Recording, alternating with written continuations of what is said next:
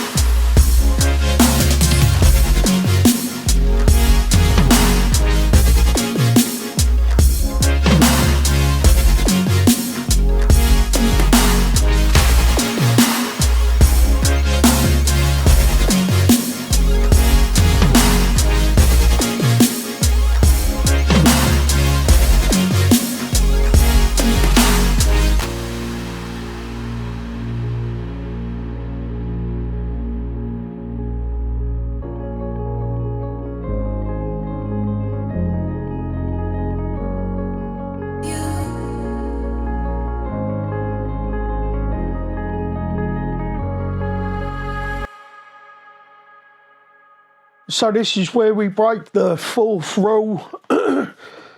Yes, I'm just in a spare room at my partner's place, and that's where I shoot the videos. My flat, I live in a tiny little flat and it's not big enough, so it's a little bedroom. I just put a black sheet up on the wall, and that's how we do all the low-key shots in the studio.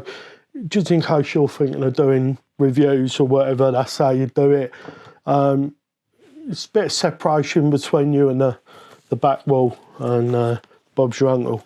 Right, I've got a little list of things that I want to point out. Like, I've only driven this round the front room, and I just want to say I'm not out to bash Axial or Traxxas or any of the brands of the bits that I review here, but why? I'm not here for them, I'm here for you.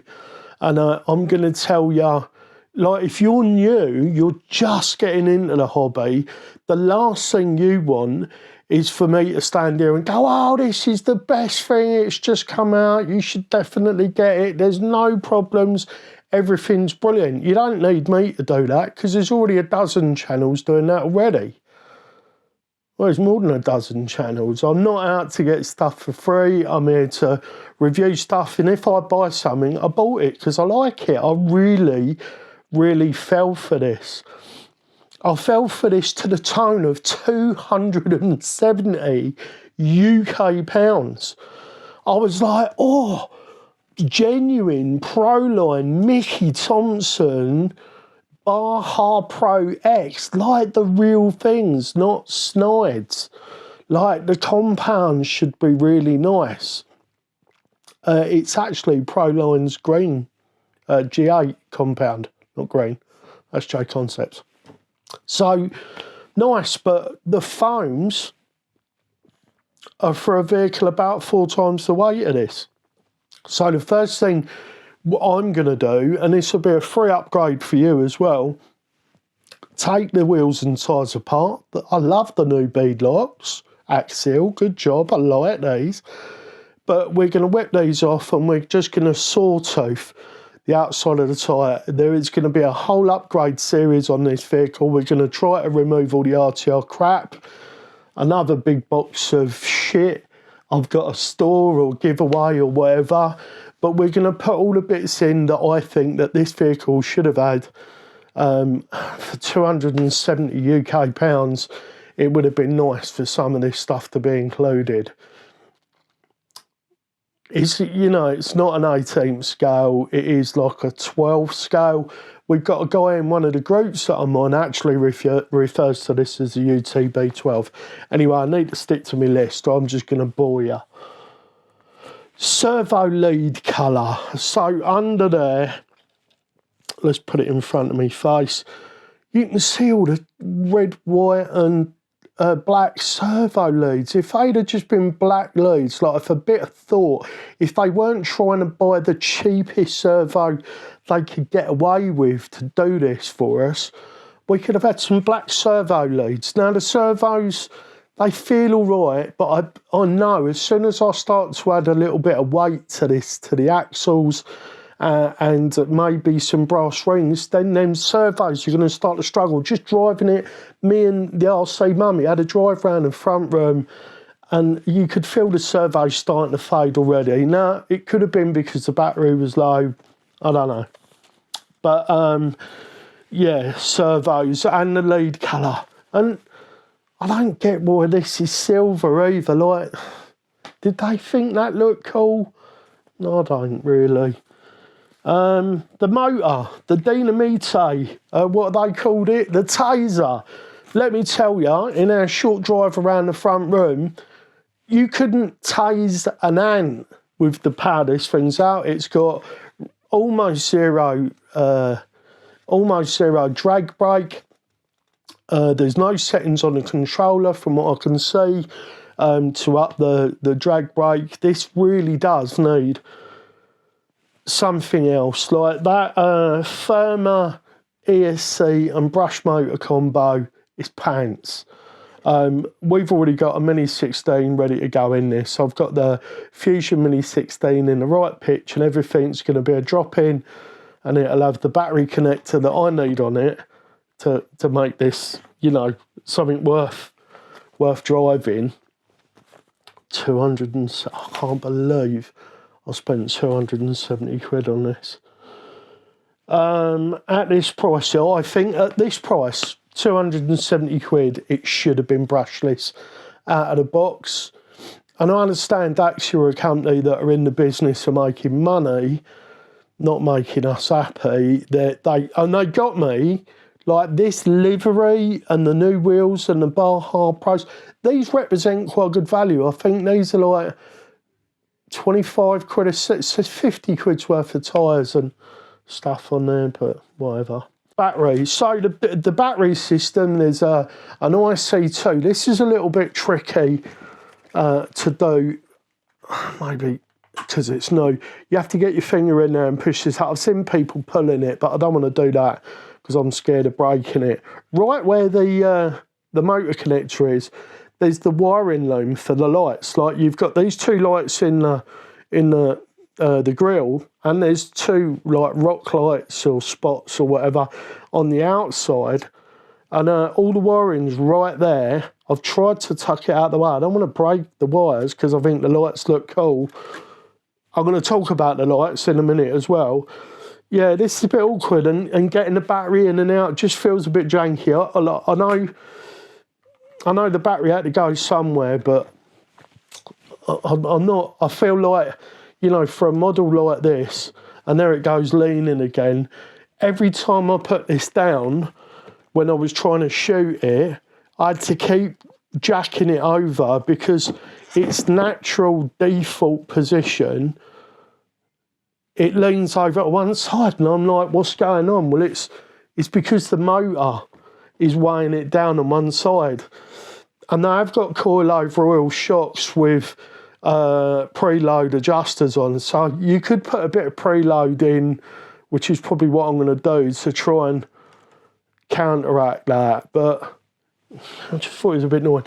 Maybe it should have been like, maybe it should have had a bit dialed in out of the box, just so it didn't piss me off as much as it has. I absolutely hate the proprietary systems that Spectrum are doing. I feel like if they're going to saddle us with cheap crap RTR electronics, at least let us have the choice of putting our own 2S batteries on it. But if you're into this system and you're somebody who's like, well, I don't want to mess with it, maybe you're not confident enough to take it apart, you're worried, I'll get that.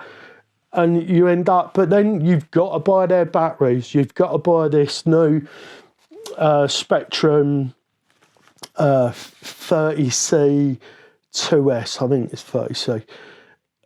You've got to buy that system because it's got the IC2 plug on it.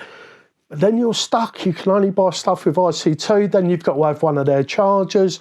If you want to charge 2 batteries at a time, then you've got to buy an IC2 Spectrum charger that will charge. Do you know what I mean? It just, you are being sucked and locked in to their system. It's Apple all over again. Spectrum is Apple 2.0. And I don't like that. I like choice. Like, just give us a good product and we'll use it. Don't make us use what is technically scraping the bottom of the barrel or just about good enough product, and then we're stuck with it. So if you're thinking about getting this, bear that in mind. You either change out everything, you go like I'm going this way, or you're stuck with it. Right, lights. I said we was going to talk about lights. Now, the lights on it are really nice and bright. This light bar and everything, it's really bright, and you could definitely do some crawling at night. I think it'll look cool. In the running shots that we're going to have, it probably looked really, really good in those shots. But there's no switch on the controller. Guys, am I doing something wrong? Have I missed a button? There's no way of doing it. And while I've got the controller in my hand, I actually don't mind. We can drive one-handed. I don't know if you can see that, but I can drive one-handed. The throttle is really, really heavy. If you was driving this for a while, that's definitely going to get a bit annoying. And, okay, so this has been programmed so we can have front wheel steer and crab, and you can have the opposite steering, so steering mixing for really tight circles. But sometimes you just want rear steer. You just want to, shift the back end over a little bit. It's not in the radio. So I'm guessing the radio, for me, if I want this to be a really, really cool performing rig, which I think it's capable of being, I'm probably going to have to switch the radio out. Maybe I can live with it. We'll see later on part of the tuning series. If I can't live with it, that's going to have to go. We do have very, very basic steering trim, throttle trim, and dual rate. We have a 50, 75 and 100. I don't really get that. I suppose if I wanted my little one to have a go, I could switch it to 50, or I could just take him into a big bit. It's a rock crawler. It's not going to naff off somewhere, is it? So you got throttle and steering reverse, so that's nice. You have got that. But please, for the love of God, give us a switch to turn the lights on and off. These are only tiny little batteries. That is going to draw a reasonable amount of amps. So we're going to lose that as well. This really is a bit of a rant, isn't it? AAA situation in the bottom of the battery. When the AAAs are in there, it is really, really difficult to get this back in. Now, it might be improved slightly by not running rechargeables, but in this day and age, couldn't we have an 18650 capable controller? So that is really tricky. You really have got. It took me about 5 minutes first time to get that back on. Couldn't we have an 1860, 2 holes, maybe 2 up inside the handle, or 2 laying down in there, 2 18650s, much, much more capacity, really easy to charge. You could have a little USB-C on like the hot racing radio, a little USB-C on there so you can charge it. No extra chargers, lovely jubbly. I am hearing reports of people blowing the gearbox because Axial, you didn't give us steel gears in the gearbox. Has it been changed? It might have been, but a lot of people are just exploding the gearboxes. Maybe people that are new to the sport that just don't know to let off when they're in a bind, or maybe people that are new to the sport and are expecting it to be a bit more durable than it is, but people are blowing the gearbox to pieces. So we've definitely we've got to get rid of that ESC motor. We've got the Mini 16 to go in for that. We've got to chop the foams up, or maybe go with something super exotic in there, a custom made 3D printed super soft, or I'll let you know what I'm doing, or we're just going to switch to another set of wheels and tyres and see if we can find something that really works. But I hope and pray that we can use these, because that was one of the things that hooked me into the vehicle. I thought the Baja Pro X looked really, really good on this Capra, Mini Capra vehicle. What else? Drive shafts is another thing people are doing that are, ending up getting knackered. There's no overdrive or underdrive in it, so that is something that you're probably going to want. You don't need it for the steering, because you have got, crab and the steering mixing, where it does opposite front and back, and you get that super tight turning circle. But overdrive and underdrive for climbing and things like that would be really nice. So I'm probably going to be installing, in one of the episodes coming up on the vehicle, we're going to do underdrive and overdrive. We're going to try to get the vehicle somewhere between 25 and 35%, and that's subject to change, so look out for that. Links, we got plastic uppers. I'm okay with that. Delrin or plastic uppers is fine. Very, very thin steel lowers. I'm also okay with these being quite thin, but there is a horrible transition between the steel and the end of the link. So these are probably going to get, I would imagine this vehicle is going to get a fully custom set by yours truly of brass links that have got a really, really super smooth transition between the link ends and the rod itself, and that should give us much better sliding capabilities. The pinion angles aren't terrible. Fully compressed, it's all right, but uncompressed, this is a little bit low. I probably will change the geometry slightly, and in all honesty, we're probably going to be lengthening the back out as well, because this is a 12 scale, it's not an 18. I know it says 18 on the box and all the literature, but if you compare this to a 10 scale, it's about a 12.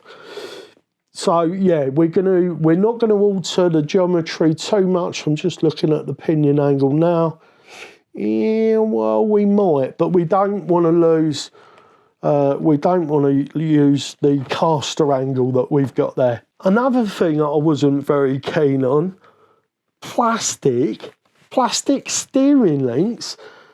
Plastic steering links in the back. It's not ideal, but I'll live with that. But surely we could have had some stainless steel up the front.